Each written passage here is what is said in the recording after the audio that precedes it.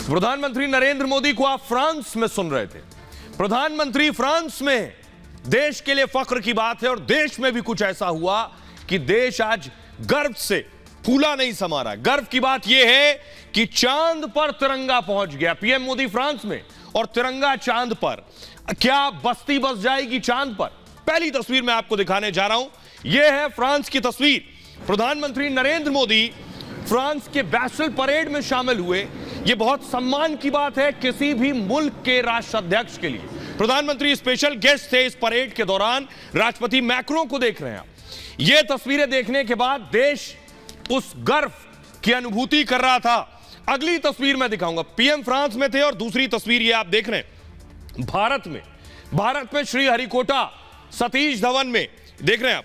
वहां चंद्रयान 3 लॉन्च किया जा रहा था। ये उसकी पहली तस्वीर आप देख रहे हैं जब लॉन्चिंग की तैयारी हो गई थी। मैं आपको बताऊं ये पूरा जंगल का इलाका है। इसके सामने दर्शक दीर्घा थी, यहां से लॉन्च किया गया। अब मैं आपको अगली तस्वीर दिखाने जा रहा हूं। इसको देखने के लिए कितने लोग पहुंचे थे ये देखिए, जरा भीड़ देखिए। ये जो आप हुजूम देख रहे हैं, इतने लोग देखने के लिए पहुंचे थे। यानी करोड़ों लोगों ने अपने टीवी पर देखा, लेकिन आंखों से देखने, ऐतिहासिक क्षण के गवाह बनने यह भीड़ थी वहां श्रीहरिकोटा पर। बाकायदा दर्शक दीर्घा वहां बनती है और लोग पहुंचते हैं और जो मैंने आपको दिखाया उसका दीदार करते हैं। अब आपको अगली तस्वीर दिखा रहा हूं। साइंटिस्ट बिल्कुल तैयार थे। ठीक 2:35 का वक्त साइंटिस्ट ने पूरी तैयारी कर ली थी। ये श्रीहरिकोटा में सतीश धवन सेंटर पर। अब मैं आपको लॉन्चिंग दिखाने जा रहा हूं और मुझे लगता है वो मैं आपको फुल स्क्रीन दिखाऊंगा। फुल स्क्रीन ये तस्वीर, ये आवाज आपको गर्व से भर देगी। लेकिन जो दर्शक देख रहे थे उन्हें सुनिए, वो काउंटडाउन काउंट कर रहे थे। 3, 2, 1 ये आप देख रहे हैं। फुल स्क्रीन प्ले कीजिए फिर से।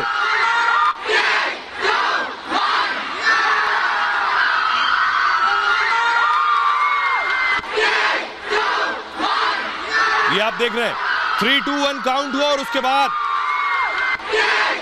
सीधे लॉन्च हुआ, वो आपको नजर आ रहा है।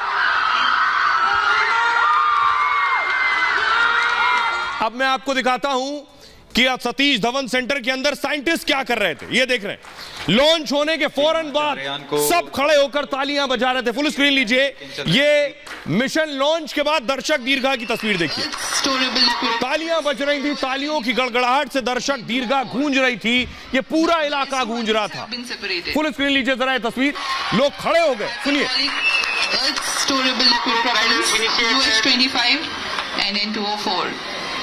Now the S-200s have been separated. ये तो लॉन्चिंग की तस्वीर मैंने आपको दिखा दी, लेकिन अब बात है वहां जाकर करेगा क्या चंद्रयान 3। तो मैं आपको बताता हूं। चांद देख रहे हैं आप, चांद का वो हिस्सा जो आज तक नहीं देखा गया। दुनिया के कई देशों ने चंद्रयान भेजा है, लेकिन वहां नहीं पहुंचा जहां भारत का चंद्रयान जाने वाला है, जहां सिर्फ अंधेरा रहता है, जहां रोशनी नहीं है। दुनिया का चंद्रयान इस जगह तक नहीं पहुंचा जहां भारत का चंद्रयान जाने वाला है। यह है भारत की ताकत। भारत ने जो चंद्रयान 3 भेजा है उसका मिशन क्या है, वो क्या करने वाला है, चांद के कौन से हिस्से में जाएगा जिसके बारे में दुनिया का कोई देश कुछ नहीं जानता है। कोई दुनिया का चंद्रयान वहां नहीं पहुंचा। चांद के उस हिस्से में भारत का चंद्रयान जाएगा। देखिए ये चांद निकल आया आपके सामने। अब आप देख रहे हैं ये भारत का वो रोवर है जो वहां पहुंचेगा। और ये जो आप ब्लैक हिस्सा देख रहे हैं, चांद का काला हिस्सा, इस काले हिस्से पर जाएगा जहां अंधेरा रहता है। चंद्रयान 3 की लॉन्चिंग के साथ भारत ने यह इतिहास रचा है। चंद्रयान 3 मिशन की सफलता भारत के लिए बड़ी जीत होगी। चंद्रमा के दक्षिणी ध्रुव, ये दक्षिणी ध्रुव कहलाता है, साउथ का हिस्सा चांद का, वहां पहुंचेगा भारत का चंद्रयान 3। चांद के दक्षिणी ध्रुव पर अमेरिका, चीन की भी नजर है, क्योंकि यह भी नहीं पहुंच पाया आज तक। चीन ने कुछ साल पहले यहां लैंडर उतारा था अपना, लेकिन यह चांद के दक्षिणी ध्रुव से दूर था। अमेरिका अगले साल दक्षिणी ध्रुव पर अंतरिक्ष यात्री भेजने वाला है। सोचिए, अमेरिका भी नहीं गया, अमेरिका अपने यात्री भेजेगा वहां। पृथ्वी के दक्षिणी ध्रुव की तरह ही चांद का भी एक दक्षिणी ध्रुव है जो आप इस चांद पर देख रहे हैं। यह चांद का नमूना है। चांद के दक्षिणी ध्रुव के बारे में ज्यादा जानकारी किसी के पास नहीं है। पृथ्वी का दक्षिणी ध्रुव अंटार्कटिका है जो बेहद ठंडा है। चांद का दक्षिणी ध्रुव भी बेहद ठंडा है बताया जाता है। चांद के दक्षिणी ध्रुव पर बड़े बड़े पहाड़ और कई गड्ढे भी हैं। चांद के दक्षिणी ध्रुव में कई जगह पर तापमान -248 डिग्री, -248 डिग्री। यहां कई इलाके अरबों साल से अंधेरे में डूबे हुए।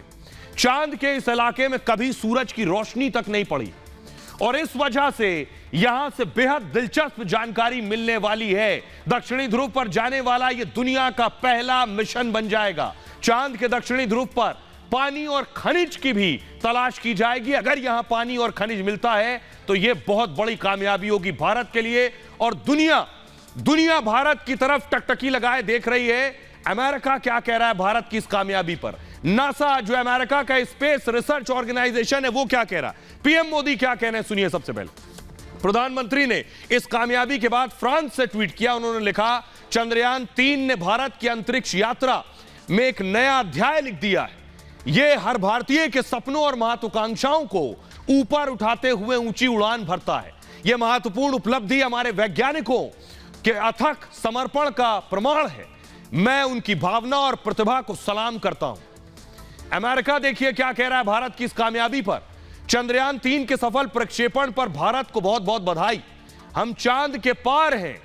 अंतरिक्ष में इसरो की अविश्वसनीय उपलब्धियां, अमेरिका भी इसरो की बात कर रहा है। अंतर्राष्ट्रीय अंतरिक्ष खोज के लिए रोमांचक समय है। अब और कोई नहीं, अमेरिका का स्पेस ऑर्गेनाइजेशन जो है नासा, वो क्या कह रहा है? चांद पर सुरक्षित लैंडिंग के लिए शुभकामनाएं भारत को दे रहा है। चंद्रयान 3 की लॉन्चिंग पर इसरो को बहुत बहुत बधाई। मिशन से मिलने वाले वैज्ञानिक तथ्यों पर नजर रहेगी। यानी इस मिशन से जो भारत को हासिल होगा उस पर अमेरिका की नजर है, क्योंकि इस जगह तक चांद के कोई नहीं पहुंच पाया। अब सोचिए अमेरिका भी भारत की तरफ देख रहा है। भारत में लोग फख्र में, लेकिन पड़ोसी मुल्क पाकिस्तान के दिलों पर सांप लौट रहे हैं। सुनिए जरा पाकिस्तानियों को क्या कह रहे हैं।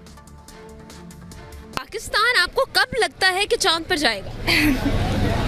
Once in a blue moon. Chandrayaan 3 है वो डेफिनेटली लॉन्च हो जाएगा। जो उनका स्पेसक्राफ्ट है मून के ऊपर बिल्कुल स्मूथ लैंडिंग करने वाला है और हमें भी उनके लिए बेस्ट विशेस रखनी चाहिए क्योंकि हार्ड वर्क है। हमें भी चाहिए कि पाकिस्तान को भी तरक्की करनी चाहिए, लेकिन मुझे नहीं लगता कि पाकिस्तान कभी चांद पे जा पहुंचेगा। इंडिया जो है स्पेशली वो टेक्नोलॉजी में बहुत आगे जा चुका है। जहाँ तक मून की बात है, हमने चले उनका मजाक तो उड़ाया, लेकिन अल्टीमेटली वो एक दिन अपने टारगेट को अचीव करेगा ही करेगा। और इसीलिए बजाय इसके कि हम दूसरों का ह्यूमर बनाएं, हमें उस पर मेक फिक्स करें। हम लोगों को चाहिए कि अल्टीमेटली हम अपने अंदर भी तो देखें ना कि भाई हम लोग क्या कर रहे हैं। तो इंडिया का और हमारा कोई कंपैरिजन नहीं बनता। उनकी इकोनॉमी जस्ट हमें किताबों में ये पढ़ाया जाता है कि जी जंग हो गई, फलां हो गया, ये हो गया। अब अगर फैक्ट्स एंड फिगर्स के ऊपर बात करें तो हमारा उनके साथ कोई कंपैरिजन नहीं है। आप चाहते हैं रिलेशन बेहतर हो? तो चाहते हैं बेहतर हो, कश्मीर के साथ भी हो रिलेशन बेहतर, बल्कि पीस आए कश्मीर उनको दे दें। अच्छा, बेहतर वजह है इसकी? क्या वजह? यहाँ पे वही बुरा हाल हो जा रहा है पाकिस्तान का। सही बिल्कुल, और कामयाब होना चाहिए। देखिए वो मेहनत कर रही है, उनको मेहनत का फल मिलना चाहिए। हमारे पास तो खाने के लिए पैसा नहीं है, ये कैसे 16 अरब लगाएंगे? इंडिया जो है वो तरक्की याफ्ता ममालिक में है। अब आइए आपको बताते हैं क्यों दुनिया भारत के चंद्रयान 3 की बात कर रही है। बात इसलिए कर रही है, ये पिक्चर बहुत से लोगों ने देखी। ये आदि पुरुष का सीन आप देख रहे हैं। ये आदि पुरुष फिल्म जितने पैसों में बनी है, इससे कहीं कम पैसे में चंद्रयान बन गया है। सोचिए भारत का मिशन मून इतने कम पैसों में बना है कि बॉलीवुड और हॉलीवुड की फिल्में उससे ज्यादा में बनती हैं। बॉलीवुड हॉलीवुड क्या परेशान होगा, बड़े बड़े मुल्क परेशान हैं कि भारत के इसरो के पास इतनी ताकत है, इतनी काबिलियत है। ये जो पिक्चर आप देख रहे हैं, सब मैंने फोटो आपके लिए लगाई है। अब पहचानिए कौन सी पिक्चर है। ये जो चंद्रयान आप देख रहे हैं, ये 615 करोड़ में बन गया है। आपको बताऊं, फिल्म आदि पुरुष की लागत 700 करोड़, यानी चंद्रयान 3 आदि पुरुष से 85 करोड़ सस्ता है। चंद्रयान 2 की लागत बॉलीवुड हॉलीवुड फिल्म के बजट से भी कम थी। चंद्रयान 3 मिशन की लागत उससे भी लगभग 30% कम है। ये आप देख रहे हैं, ये अवतार का सीन। अवतार 2 का बजट 2000 करोड़ से ज्यादा था, 2000 करोड़, और चंद्रयान 615 करोड़। इस बजट में 3 बार चंद्रयान मिशन पूरा हो सकता है। हॉलीवुड की ये देखिए एक और फिल्म है, हॉलीवुड की सबसे महंगी फिल्म है Caribbean of pirates of Caribbean. Hollywood की सबसे महंगी फिल्म 3500 करोड़ में बनी थी, और फिल्म का पायरेट्स ऑफ द कैरेबियन नाम था, जो 3,500 करोड़ में बनी। मतलब इस बजट में 5 बार चंद्रयान मिशन पूरा हो सकता है। अब सोचिए जरा, हॉलीवुड और बॉलीवुड से कहीं कम पैसों में ये फिल्में बन जाती हैं, और चंद्रयान जो 3 है ये इनसे कहीं कम पैसों में बना। अब मैं बता रहा हूं, दुनिया के जो चंद्रयान मिशन है, वो चंद्रयान मिशन भी कहीं ज्यादा महंगे थे भारत के चंद्रयान के मुकाबले। ये 615 करोड़ का है, और चंद्रयान 3 का बजट, अमेरिका की अंतरिक्ष एजेंसी है नासा, आपको बताऊं चंद्रयान 2 का बजट अमेरिका, जब हम भारत का चंद्रयान 2 था 960 करोड़ बजट था, और अमेरिकी मून मिशन पर लागत आई थी 825 लाख करोड़, 825 लाख करोड़, और चीन की चांग-ई 4 पर लागत थी 69 लाख करोड़ से कहीं ज्यादा। नासा के 2024 में चांद मिशन पर 2 लाख करोड़ का खर्च आएगा। सोचिए, हमने 615 करोड़ में बनाया है, ये अगला 24 में जो मिशन तैयार कर रहे हैं चंद्रयान पे, उसमें 2 लाख करोड़ से ज्यादा का खर्च आएगा।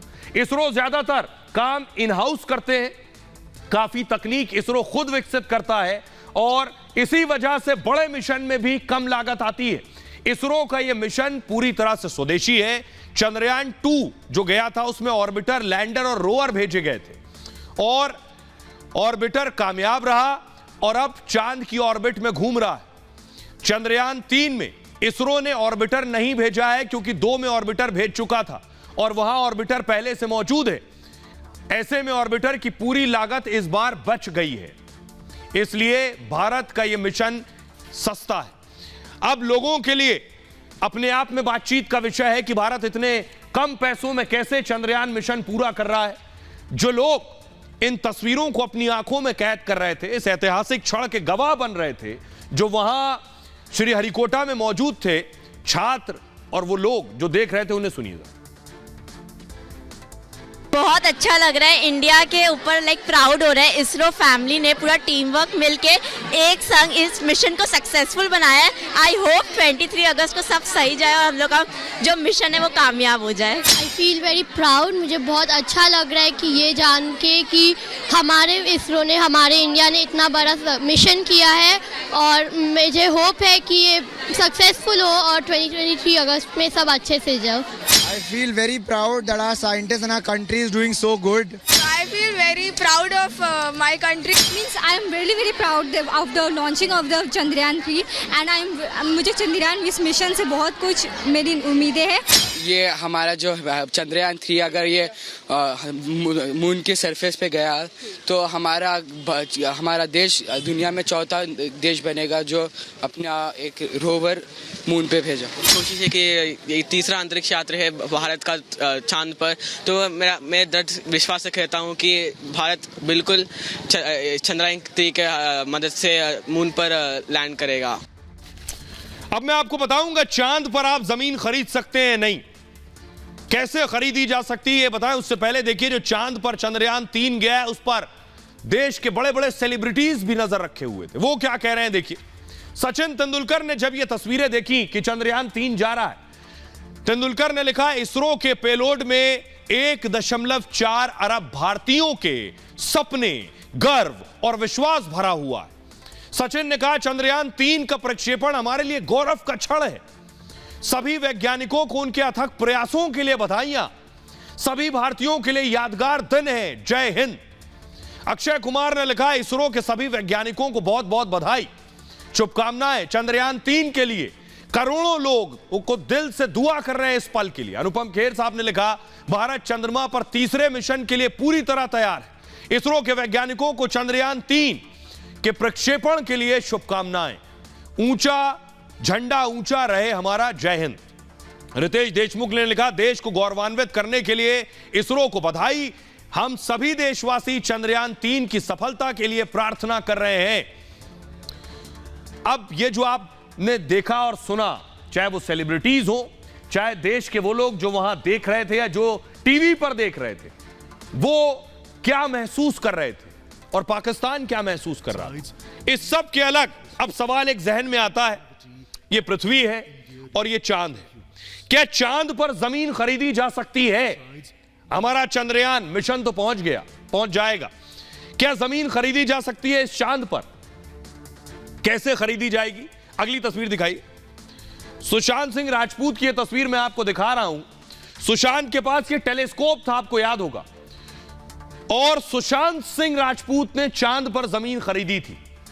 वो इस टेलीस्कोप से उसे देखा करते थे। यह कैसे संभव है यह भी मैं आपको बताऊंगा। आइए सबसे पहले मैं आपको बताता हूं चांद पर जमीन कैसे खरीदी जा सकती है। क्या यह मुमकिन है? कौन बेच रहा है जमीन? कितने रुपए में जमीन है? यह भी मैं आपको बताने जा रहा हूं। देखिए,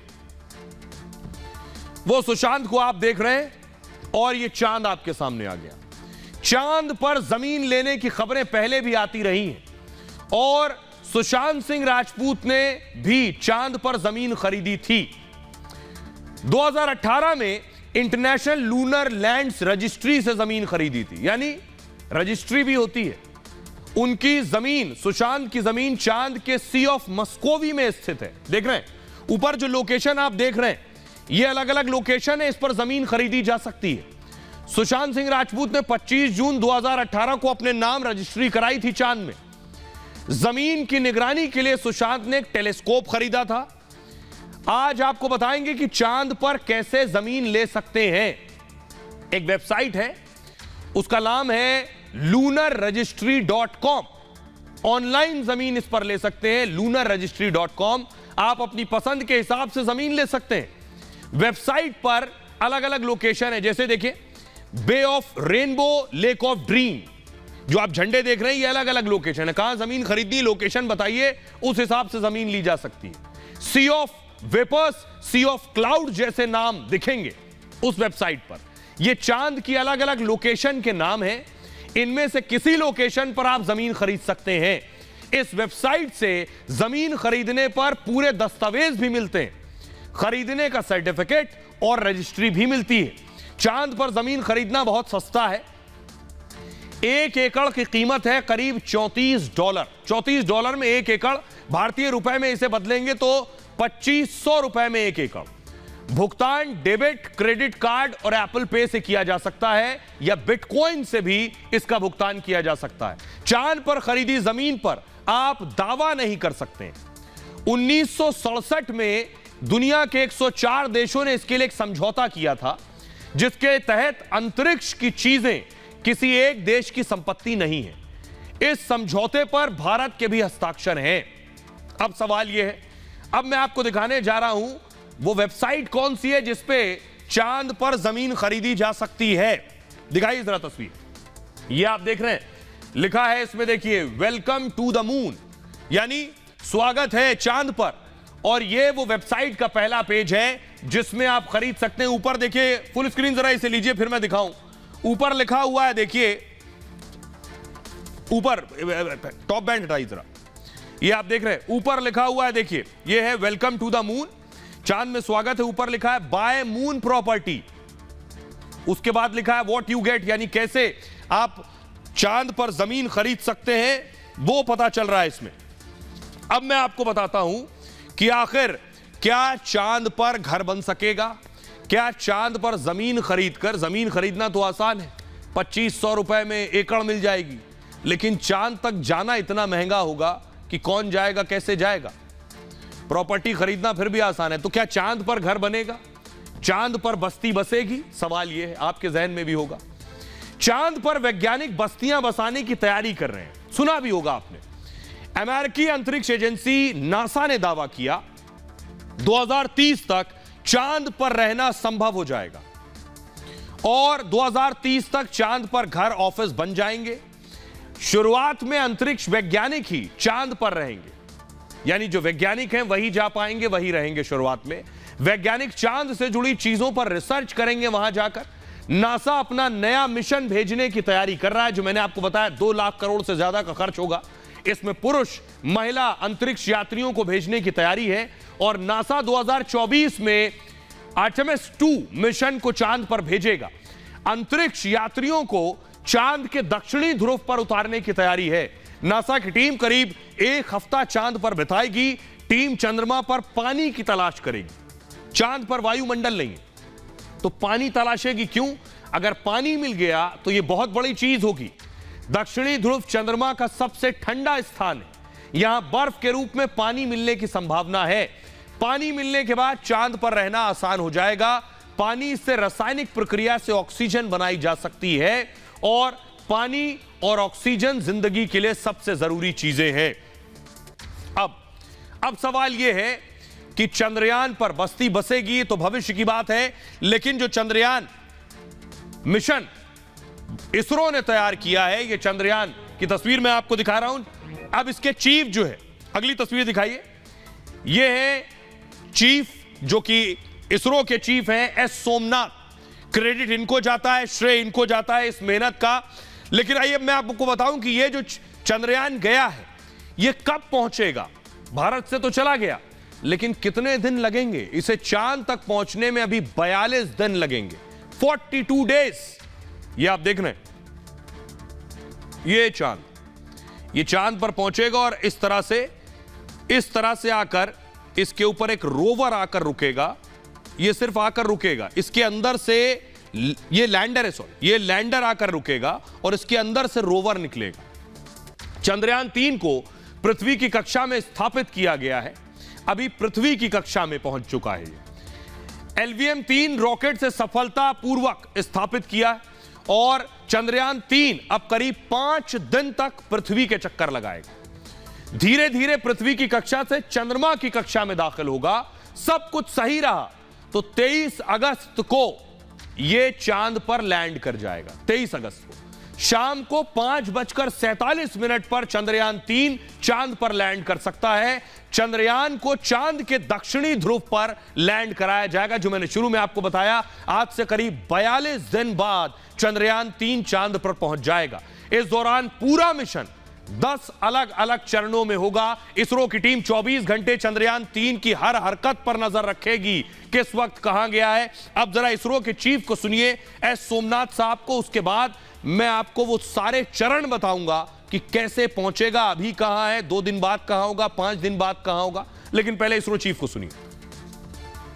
तो एक्साइटिंग जर्नी हमारे लिए ये लॉन्च चंद्रयान 3 अब एक प्रिसाइज ऑर्बिट में लॉन्च किया है, LVM-3 Mark 3 और M4 लॉन्च में। सो हमारा ये आशा है कि हमारे ये ऑर्बिट जो है 170 by 36,500 है, अब धीरे धीरे हम बढ़ाएंगे तो 33 लाख किलोमीटर अब तक। तो ट्रांसलूनर इंजेक्शन जो होते हैं 1 अगस्त में है। सो अभी तक हमारे 4 earth burn injection orbit raising manoeuvres है, ये तो अच्छी तरह तो पूरा करना है। हमारे सभी इंस्ट्रूमेंट्स को टेस्ट करना है कि अब चंद्रमा तक जाने तक ये सभी अच्छी तरह काम करते हैं। और उसके ये जो रास्ता है धरती से चंद्रमा तक, उसमें कोई करेक्शन जो होने वाला है उसको हमको प्रिसाइज करके मेजरमेंट करना है। इसके लिए हम कई नेशंस का सहारा लेंगे, चाहे यूरोप से, अमेरिका से। सो उनको डिस्कशन करना है, मेजरमेंट करना है। इसके सबके साथ हमको पहले अगस्त 1 में ये लॉन्च करना है। 4 दिन में वह चंद्रमा पहुंचेगा। उसके बाद उसके ग्रेविटी फील्ड में होंगे कैप्चर करना है, वहाँ भी 3-4 बार उसमें रोटेट करके हमारे ऑर्बिट। अब आपको बताते हैं कि आखिर ये पहुंचेगा कैसे। ये चंद्रयान को समझना थोड़ा मुश्किल है, इसलिए आपके लिए बहुत सरल तरीके से मैं इसे लाया हूं। चांद पर कैसे पहुंचेगा, ये बाहुबली सवाल ये है।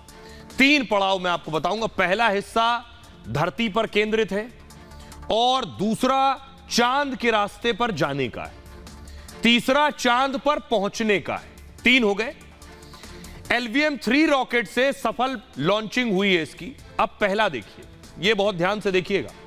16 जब लॉन्च हुआ उसके 16 मिनट बाद यह पृथ्वी की कक्षा में पहुंच गया। देख रहे थे आप, पृथ्वी की कक्षा में पहुंचा, अभी भी पृथ्वी की कक्षा में है। यह पृथ्वी के चारों तरफ घूम रहा है। 22 दिन तक पृथ्वी के आसपास ही घूमता रहेगा, 22 दिन। उसके बाद देखिए जो गोल गोल रेखाएं आप देख रहे हैं, सेमी सर्कल, ये बढ़ते चले जा रहे हैं, यानी ये पृथ्वी से अपनी दूरी बढ़ाता चला जा रहा है। ऐसे सर्कल में घूमते हुए दूरी बढ़ाता चला जाएगा, कक्षा बदलकर चांद की ओर बढ़ेगा। ये है इसके बढ़ने का तरीका। 6 दिनों में, उसके बाद देखिए इसने एकदम से रूट बदला और चांद की तरफ बढ़ गया। 6 दिनों में ये चांद की कक्षा में आएगा। अब देखिए चांद की कक्षा में 13 दिन चंद्रमा के चक्कर लगाता रहेगा उसी के ऑर्बिट पे। उसके बाद 100 किलोमीटर ऊपर लैंडर अलग हो जाएगा, लैंड करने वाला होगा 100 किलोमीटर ऊपर चांद से, तो लैंडर अलग हो जाएगा। अब क्या होगा? फेज 3 की बात कर रहा हूं। फेज 3 में चंद्रमा की कक्षा में प्रवेश कर जाएगा और इसके बाद लैंडिंग फेज की बारी आएगी। और अब देखिए ये आपके सामने आखिरी तस्वीर होगी।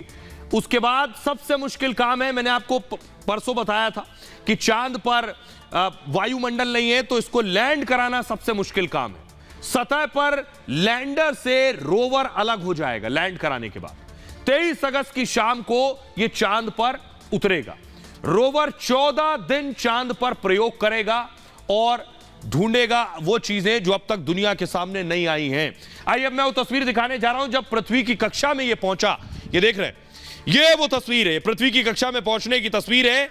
चंद्रयान 3 पृथ्वी की कक्षा में जिस वक्त पहुंचा, लिखा है देखिए चंद्रयान 3 अलग हुआ। जो चंद्रयान 3 को प्रमोशन की फुल स्क्रीन लीजिए जरा, कक्षा प्राप्त कर ली गई है। Chandrayaan 3 satellite separated, handing over to mission director. This is mission control. आप सुन रहे हैं, चंद्रयान 3 को प्रमोशन की कक्षा प्राप्त कर ली गई है। Chandrayaan 3 satellite separated, handing over to mission director. This is mission control. Chandrayaan 3 को प्रमोशन, यह भी अपनी आप में बड़ी कामयाबी का हिस्सा था। आप सुन रहे थे, जो वैज्ञानिक थे वो तालियां बजा रहे थे। अब मैं आपको बताता हूं ये वहां जाकर खोजेगा क्या। देखिए ये आप देख रहे हैं, ये चांद का एक हिस्सा है और ये आप देख रहे हैं उसके आगे जो आपको ये उड़ता हुआ नजर आ रहा है, यही है लैंडर और इसके अंदर रोवर। ये चांद की कक्षा पर पहुंचने के बाद 100 किलोमीटर पर अलग हो जाएगा। चंद्रयान 3 चांद के दक्षिणी ध्रुव पर लैंड करेगा और चांद के इस हिस्से में पानी की तलाश करेगा कि आखिर पानी कहां है, दक्षिण ध्रुव पर कौन कौन से खनिज हैं, सतह की रासायनिक संरचना कैसी है। चांद के इस हिस्से में तापमान को लेकर जानकारी जुटाएगा। चंद्रमा की उत्पत्ति की जानकारी मिल सकती है यहां से कि चांद आखिर कैसे आया। चांद के विकास को लेकर जानकारी मिलेगी। नासा के मिशन ने हाइड्रोजन का पता लगाया था चांद पर, और पानी या बर्फ का मिलना बहुत बड़ी सफलता होगी। इससे आगे की कई रिसर्च में मदद भी मिलेगी और भारत चांद पर सॉफ्ट लैंडिंग में विशेषज्ञता चाहता है, साथ ही रोवर को चलाने की काबिलियत हासिल करनी है। यह बड़ी काबिलियत होगी। अब मैं आपको सुनवाने जा रहा हूं, केंद्रीय मंत्री जितेंद्र सिंह लॉन्चिंग के वक्त वहां मौजूद थे इसरो में, जरा सुनिए। हो रहा था उससे पहले देखिए बच्चे पूजा कर रहे थे, फुल स्क्रीन लीजिए जरा। मिशन कामयाब हो इसके लिए पूजा प्रार्थना हो रही थी। यह उत्तर प्रदेश के कानपुर की तस्वीर है जहां छात्र छात्राएं चंद्रयान के एक नमूने की पूजा कर रहे हैं, ये आप देख रहे हैं। लेकिन अब मैं आपको मिलवाने जा रहा हूं इस चंद्रयान 3 मिशन की डायरेक्टर से। अब तक उस चेहरे को आपने नहीं देखा जो इस पूरे मिशन की डायरेक्टर थी, पहली बार आप देखने जा रहे हैं। ये है, इनका नाम है रितु करिधाल। रितु जी इस पूरे मिशन को लीड कर रही थी। आइए इनके बारे में आपको बताऊं, रितु जी ने क्या अहम भूमिका निभाई है इस चंद्रयान 3 मिशन में और यह कितनी बड़ी कामयाबी उस लिहाज से भी है। ये देख रहे हैं आप, मिशन चंद्रयान 3 की पूरी दुनिया में चर्चा हो रही है। मिशन को वैज्ञानिक रितु करिधाल लीड कर रही है और रितु मिशन चंद्रयान 3 की डायरेक्टर भी हैं। रितु मंगलयान मिशन में अपना लोहा मनवा चुकी हैं। मंगलयान मिशन की डिप्टी ऑपरेशन डायरेक्टर थी हैं। चंद्रयान मिशन 2 में मिशन डायरेक्टर की जिम्मेदारी थी। रितु करिधाल श्रीवास्तव लखनऊ की रहने वाली हैं। ये लखनऊ यूनिवर्सिटी से भौतिक में MSc की है और फिर बेंगलुरु के भारतीय विज्ञान संस्थान में पढ़ाई की। 1997 में रितु ने इसरो को ज्वाइन किया। 1997 में इसरो में एरोस्पेस में विशेषज्ञता हासिल की। रितु जी ने इसरो के कई मिशन में बहुत अहम भूमिका निभाई है, इसलिए रितु जी को रॉकेट वुमेन भी कहते हैं। 2007 में यंग साइंटिस्ट अवार्ड से भी इन्हें सम्मानित किया गया था। अब मैं आपको सुनवाता हूं, सुनिए जरा मिशन की डायरेक्टर क्या कुछ कह रही है, उन्हें सुनिए। जैसे एक आम देशवासी अपनी शुभकामनाएं देता है और उम्मीद रखता है कि सफल हो मिशन, वैसे ही हम भी कर रहे हैं। हमारी शुभकामनाएं टीम को, इसरो टीम को, और मिशन सफल हो यही उम्मीद करते हैं। हमको डेफिनेटली लगता है, लगना अब क्या है ना, उस लेवल पे पहुंचने के बाद वो खाली हमारी नहीं रह जाती हैं, वो सभी की हो जाती हैं। तो वो वाला एक है, हाँ ऑब्वियस सी बात है, वो प्राउड तो फील होता ही है कि भाई हमारी बड़ी बहन है इस लेवल तक पहुंची, तो वो प्राउड तो फील होता है, उसको शब्दों में व्यक्त नहीं किया जा सकता। तो आप सुन रहे थे जिन्हें ये चंद्रयान 3 मिशन की जो डायरेक्टर हैं रितु करिधाल, उनके भाई थे। जब पूरा देश फक्र में है तो भाई को भी फक्र होगा। खबरों में आगे बढ़ते हैं, एक और बड़ी खबर है, वो भी गर्व करने वाली है। मोदी की डील और ड्रैगन जला। तस्वीर दिखाने जा रहा हूं, प्रधानमंत्री नरेंद्र मोदी फ्रांस में थे। शुरू में मैंने आपको सुनवाया, प्रधानमंत्री नरेंद्र मोदी को गार्ड ऑफ ऑनर दिया गया। फुल स्क्रीन लीजिए जरा तस्वीर। प्रधानमंत्री जब पहुंचे तो उन्हें एम्बियंस बढ़ाइए।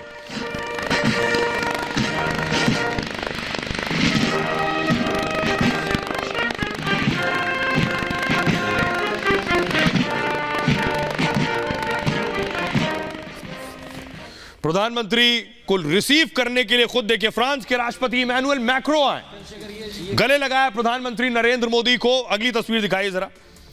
प्रधानमंत्री को परेड की सलामी दी गई, जरा ये लीजिए। ये जो परेड की सलामी है ये अद्भुत इसलिए है क्योंकि ये भारतीय टुकड़ी है। फुल स्क्रीन लीजिए प्लीज। ये आप देख रहे हैं, सारे जहां से अच्छा की धुन फ्रांस में, सारे जहां से अच्छा।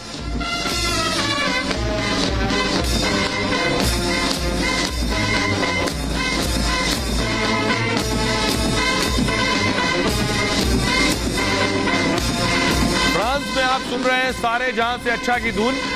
प्रधानमंत्री नरेंद्र मोदी, बैस्टिल परेड थी, इसमें भारत की टुकड़ी भी शामिल हुई। और ये भारत के लिए कितने फख्र की बात है कि सारे जहां से अच्छा हिंदुस्तान हमारा फ्रांस में गूंज रहा है। और अब मैं आपको दिखाने जा रहा हूं एक और खास चीज। फ्रांस से है रफाल।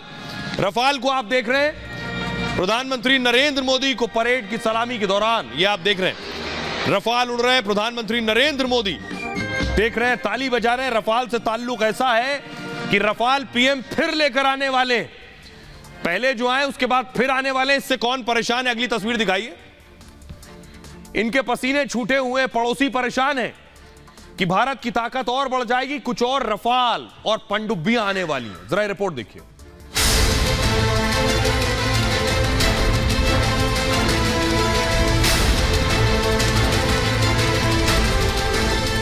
हर चुनौती से निपटने में भारत का अनुभव, भारत का प्रयास दुनिया के लिए मददगार साबित हो रहा है। फ्रांस में मोदी के लिए रेड कारपेट बिछा तो पड़ोसी चीन और पाकिस्तान के कलेजे पर सांप लौटने लगे।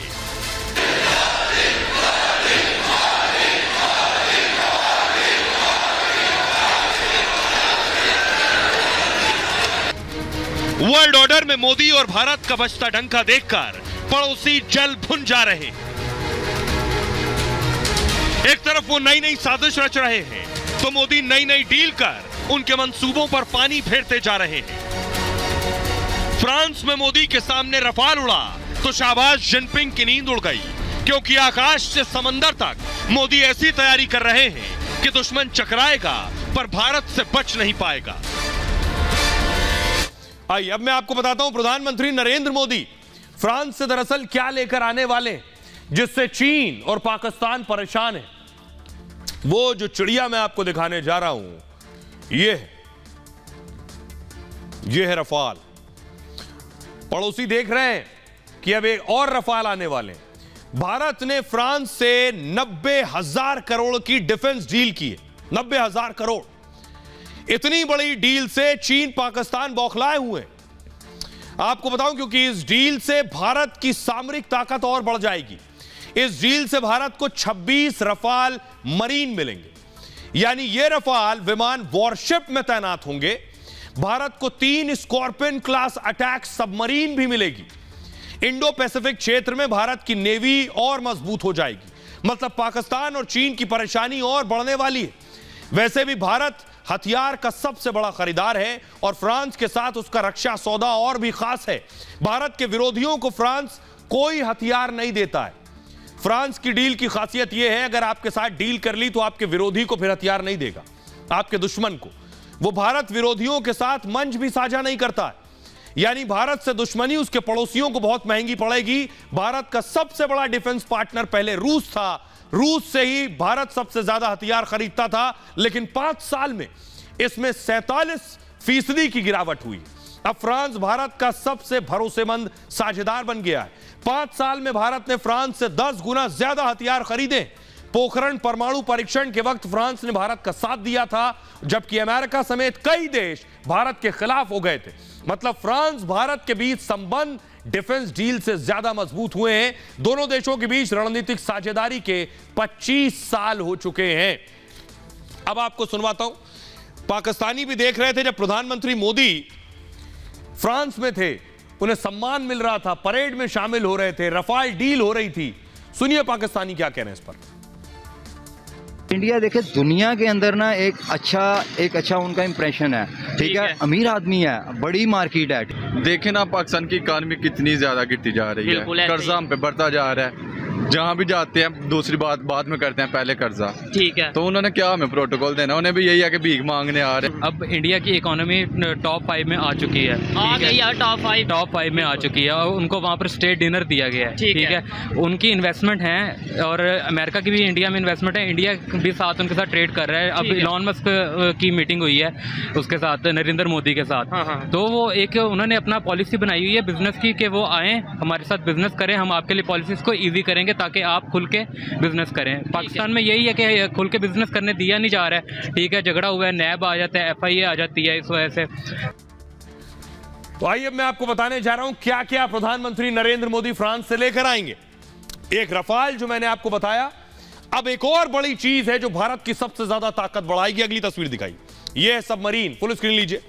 सबमरीन भी प्रधानमंत्री नरेंद्र मोदी लेकर आएंगे और इससे भारत की ताकत कितनी बढ़ेगी, क्योंकि पड़ोसी मुल्कों के पास भी सबमरीन है। पाकिस्तान पे बताऊं, आपके पास जो सबमरीन है उसके पास उसकी बैटरी भी नहीं है शायद, उसके बारे में आपको तफसील से बताऊंगा आगे। लेकिन अभी देखिए जरा वायुसेना में ताकत कितनी भारत की बढ़ने वाली है रफाल आने के बाद। जो 36 पहले आए थे वो दूसरे थे और ये दूसरे। भारत के पास पहले से 36 रफाल विमान मौजूद है और भारत ने ये विमान वायुसेना के लिए खरीदे थे। ये चीन के फाइटर जेट J-20 से ज्यादा बेहतर है। पाकिस्तान के F-16 भी इसके आगे नहीं टिकता है। जम्मू, लद्दाख और तवांग में गरज चुके हैं रफाल विमान। मतलब चीन पाकिस्तान सीमा भी पर ये तैनात हो सकते हैं। वायुसेना में भारत की ताकत से दुश्मन परेशान है। समंदर में भारत के खिलाफ साजिश होती रहती है और चीन के 3 से 6 वॉरशिप हमेशा समंदर में तैनात रहते हैं। इनमें फाइटर जेट की भी तैनाती होती है। मतलब समंदर से भारत को घेरने का प्लान रहता है। रफाल मरीन के आने से उसे तगड़ा झटका लगेगा। भारत को जो 26 रफाल मरीन मिलने वाले हैं वो INS विक्रांत युद्धपोत पर तैनात होंगे। ये फाइटर जेट 200 मीटर की स्ट्रिप पर उतर सकेंगे और 1 मिनट में 18,000 मीटर की ऊंचाई तक जा सकते हैं। अपने साथ 10,000 किलो के हथियार ले जा सकते हैं। 2200 किलोमीटर प्रति घंटे की रफ्तार से हमला कर सकते हैं। मरीन रफाल के विंग फोल्डेबल यानी मुड़ भी सकते हैं, इसके जो पर है। मतलब हालात के हिसाब से यह खतरनाक हो सकता है और इसलिए चीन पाकिस्तान परेशान है। अब मैं आपको दिखाने जा रहा हूं सिर्फ रफाल नहीं, अब जरा सबमरीन की तस्वीर देखिए। यह आप देख रहे हैं सबमरीन आपके सामने आ गई हैं। यह देखिए जरा, भारत को 3 स्कॉर्पियन क्लास सबमरीन मिलेंगी। यह पनडुब्बी भारत की समुद्री ताकत और बढ़ाएगी, क्योंकि भारत के पास अभी 6 स्कॉर्पियन क्लास पनडुब्बी हैं। बाकी पनडुब्बियां पुरानी हो चुकी हैं, स्कॉर्पियन क्लास की नहीं है। स्कॉर्पियन क्लास सबमरीन खुफिया मिशन में काम आती हैं और ये 50 दिन तक पानी के भीतर रह सकती हैं, पानी के अंदर 1000 किलोमीटर तक जा सकती हैं। पानी के अंदर यह समुद्री सुरंग बिछाने में सक्षम है। इससे एंटी शिप मिसाइल लॉन्च की जा सकती है। इसमें 8 अधिकारी और 35 नाविक जा सकते हैं। इसलिए चीन, पाकिस्तान इस डील से परेशान है। पाकिस्तान तो सबमरीन के क्षेत्र में काफी पीछे, उसकी कई पनडुब्बियों में बैटरी तक नहीं है। सोचिए, हाल में उसने ग्रीस से बैटरी पर बात की, लेकिन ग्रीस ने उसे बैटरी देने से मना कर दिया। सबमरीन के क्षेत्र में चीन जरूर मजबूत है, लेकिन भारत की बढ़ती ताकत से वो परेशान और बौखलाया हुआ। सुनिए जरा कर्नल शैलेंद्र सिंह क्या कह रहे हैं भारत की इस बढ़ती ताकत पर। दूसरे को हम रिकॉग्नाइज कर रहे हैं, एक स्ट्रेटेजिक पार्टनरशिप की बात कर रहे हैं, 100 साल पुरानी एक रिलेशनशिप की बात कर रहे हैं। और जिस तरीके के agreements, specially defence agreements, Rafale से लेकर स्कॉर्पियन पनडुब्बी से लेकर टेक्नोलॉजी ट्रांसफर से लेकर, ये सारी बातों से मुझे लगता है कि भारत अपनी लकीर ऊंची कर रहा है। ये सारी चीज़ें एक गिल्टी कॉन्शियसनेस लेकर आता है पाकिस्तान और चाइना में। उन्हें घबराहट है, उन्हें बौखलाहट है, उन्हें एक तरीके से वो रेस में पीछे रह जा रहे हैं। दुनिया आगे बढ़ रही है। तो आपने देख लिया कि पड़ोसी कितने परेशान हैं। प्रधानमंत्री नरेंद्र मोदी फ्रांस से क्या क्या लाने वाले हैं जो भारत की सैन्य ताकत बढ़ाएंगे। खबरों में आगे बढ़ते हैं। बात देश की राजधानी दिल्ली की। डूबती दिल्ली और तैरती सियासत। देश की राजधानी दिल्ली में बेशक बारिश नहीं हो रही, लेकिन पानी देखिए। ये दिल्ली की तस्वीर मैं आपको दिखा रहा हूं। पानी सड़कों पर भरा हुआ है। ये लाल किले का हिस्सा आप देख रहे हैं पीछे का, जहां पानी आ चुका है। अगली तस्वीर दिखाई जरा। ये आप देख रहे हैं, ये एरियल व्यू है। देखिए कहां से कहां तक पानी भर चुका है। ये देखिए, ये सब यमुना का पानी। अगली तस्वीर दिखाई जरा। ये यमुना बाजार की तस्वीर मैं आपको दिखा रहा हूं। रिक्शे डूब गए, गाड़ियां डूबी हुई खड़ी हैं। अगली तस्वीर दिखाई जरा। ये यमुना नदी की तस्वीर आप देख रहे हैं। लेकिन ताज्जुब इस बात का है कि सरकार कुछ नहीं कर पा रही है और सिर्फ सियासत ये हो रही है। आम आदमी पार्टी कह रही है बीजेपी जिम्मेदार है, बीजेपी कह रही है आम आदमी पार्टी जिम्मेदार है, और पिस रहे हैं दिल्ली के लोग। देखिए रिपोर्ट।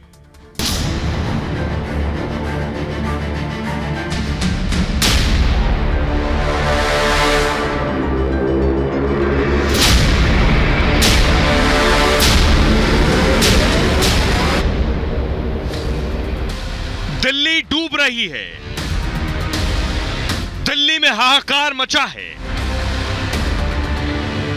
जिस दिल्ली को अरविंद केजरीवाल ने पेरिस बनाने का सपना दिखाया था, वर्ल्ड क्लास इंफ्रास्ट्रक्चर की जुमलेबाजी कर, आपकी सियासत को बेचकर सत्ता तक पहुंचे थे, वो दिल्ली आज यमुना में समा गई है।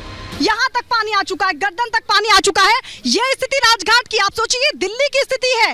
ये राजधानी है, ये देश की राजधानी दिल्ली का हाल है, जहाँ पर इस कदर जो लेवल है पानी का, वो आपको नजर आ रहा होगा। हाँ, और दिल्ली के जो दूसरे इलाके हैं वहाँ पर भी लगातार पानी भरा हुआ है। दिल्ली के कोने कोने में यमुना का पानी घुस गया है। यमुना किनारे के इलाके डूब गए हैं। सड़कों पर नाव चल रही है। बापू का समाधि स्थल पानी में तैर रहा है। सुप्रीम कोर्ट तक पानी पहुंच गया है। लोग त्राही त्राही कर रहे हैं, लेकिन आम आदमी पार्टी सियासत में लगी है।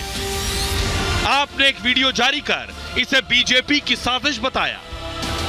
वीडियो बनाने वाला कौन है, आम आदमी पार्टी को भी नहीं पता। यह वीडियो कितना विश्वसनीय है, इस पर भी आम आदमी पार्टी कोई दावा नहीं कर रही, लेकिन बीजेपी ने साजिश रची है। आपने यह दावा कर दिया। अब दिल्ली के हालात मैं आपको दिखाने जा रहा हूं। तीन बच्चों की मौत हो गई है। पानी इतना ज्यादा था इस वजह से। दिल्ली के हालात देखिए क्या है। ये देख रहे हैं आप, यही हाल है दिल्ली की सड़कों के। दिल्ली में हालात लगातार खराब हो रहे हैं। यमुना किनारे का इलाका डूब चुका है। दिल्ली की सड़कें नदियों में तब्दील हो गई हैं। रोजगार, व्यापार, यातायात सब प्रभावित हो रहा है। स्कूल, दफ्तर, संस्थान, दुकान सब बंद है। लोगों को पीने का पानी नहीं मिल रहा है। केजरीवाल ने खुद हाथ खड़े कर दिए हैं। केंद्र सरकार उनकी मदद कर रही है। एनडीआरएफ की दर्जनों टीमें मदद में जुटी हुई हैं। दिल्ली वालों की मदद में सेना लगाई गई। केजरीवाल की मांग पर सरकार ने सेना भेज दी है। केंद्र सरकार ने हर संभव मदद का भरोसा दिया है, लेकिन अरविंद केजरीवाल सियासत में लगे, बीजेपी पर साजिश का आरोप लगा रहे हैं। कह रहे हैं बीजेपी ने दिल्ली के खिलाफ साजिश रची है और उसकी साजिश की वजह से ही दिल्ली में हालात खराब हुए हैं। यह हाल है दिल्ली का। और आइए आपको बताते हैं बात पते की में क्या है खास। आज हम आपको बताने जा रहे हैं न्यूजीलैंड की ओटागो यूनिवर्सिटी में एक शोध में दावा किया गया है सर्जरी से पहले फिटनेस परीक्षण लाभदायक है। दिल दिमाग ज्यादा तेजी से काम करते हैं अगर सर्जरी से पहले आप व्यायाम करते हैं। मरीज की कोशिकाएं ज्यादा सक्रिय रहती हैं और व्यायाम करने से फेफड़े और मजबूत हो जाते हैं। सर्जरी के वक्त सांस की दिक्कत नहीं होती है और सर्जरी से पहले अभ्यास से रक्त प्रवाह सही रहता है। मरीज बीमारी और ऑपरेशन से जल्दी उबरते हैं। 2 घंटे से ज्यादा के ऑपरेशन पर रिसर्च हुई है। ये तो अपना बहुत बहुत ख्याल रखिए। एक छोटे से ब्रेक के लिए रुक रहे हैं, लौट रहे हैं कुछ और बड़ी खबरों के साथ।